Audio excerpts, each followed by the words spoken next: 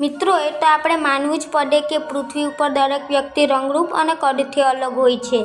તેમ છતાં આપણે એક જેવા દેખાઈએ છીએ કારણ કે આપણે બે હાથ અને બે પગ હોય છે અને બીજા શારીરિક અંગો પણ એક સરખા જ હોય છે, જેથી આપણે ખુદને અલગ ના કહી શકીએ. પરંતુ આજના વિડીયોમાં અમે તમને દેખાડશું પૃથ્વીના સૌથી અલગ વ્યક્તિઓ, જેને જોઈ તમે પણ હેરાન થઈ જશો. તો કોણ છે એ લોકો? જાણવા માટે એક લાઈક જરૂર કરજો. લી રેડમોન્ડ. મિત્રો, લગભગ દરેક વ્યક્તિ પોતાના નખ અઠવાડિયામાં એકવાર તો કાપે જ છે, પરંતુ હવે આનાથી મરો. આ મોહતરમાને તેના નખથી એટલો બધો પ્રેમ છે કે આમના નખ અત્યારે 9 મીટરથી વધુ લાંબા છે. આના જેટલા લાંબા નખ લગભગ તમે ક્યારેય નહીં જોયા હોય. યુ ચંગ-સ્યા. મિત્રો, આ મહિલા દુનિયાભરમાં તેની આંખોની પાપણથી ફેમસ છે.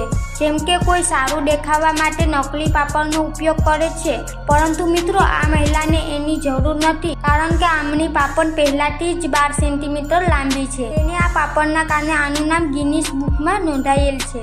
રાનમેન. મિત્રો, દરેક પુરુષ વધુમાં વધુ 1 થી 1.5 મીટર વાળ લાંબા કરી શકે, પરંતુ આ વ્યક્તિના વાળની લંબાઈ 7 મીટર છે. જી હા મિત્રો, તમે ખરું સાંભળ્યું.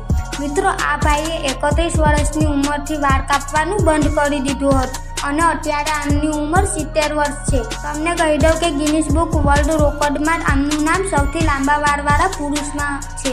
નિક સ્ટોબન. મિત્રો, આપણે ઘણીવાર આપણી જીભથી નાક અડાડવાનો પ્રયત્ન કરીએ છીએ, જેમાં ઘણા લોકો સફળતા પણ મેળવી લે છે, પરંતુ આ વ્યક્તિ માટે આ કામ સામાન્ય છે.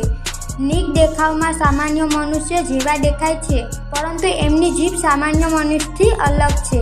આમની જીભ 10 સેન્ટીમીટર લાંબી છે, તેથી આનું નામ પણ ગિનીસ બુક ઓફ વર્લ્ડ રેકોર્ડમાં નોંધાયેલ છે. મક્કી કરી. મિત્રો, આ મહિલા દુનિયાભરમાં તેમના લાંબા પગથી પ્રસિદ્ધ છે. આના પગની લંબાઈ 4 ફૂટ 4 ઇંચ છે, જોકે આની ખુદની લંબાઈ 6 ફૂટ 5 ઇંચ છે, જેના કારણે આમનું નામ ગિનીસ બુકમાં નોંધાવવામાં આવ્યું છે. આ જેટલી તેના પગથી ખુશ છે એટલી જ દુઃખી પણ છે. તેનું કારણ એ છે કે તેને કપડાં ખરીદવા સમયે મુશ્કેલી આવે છે. તો મિત્રો, જો તમે પણ તમારી આજુબાજુ આવા અનોખા અંગોવાળા વ્યક્તિ જોયા હોય તો કોમેન્ટમાં હા જરૂર લખજો.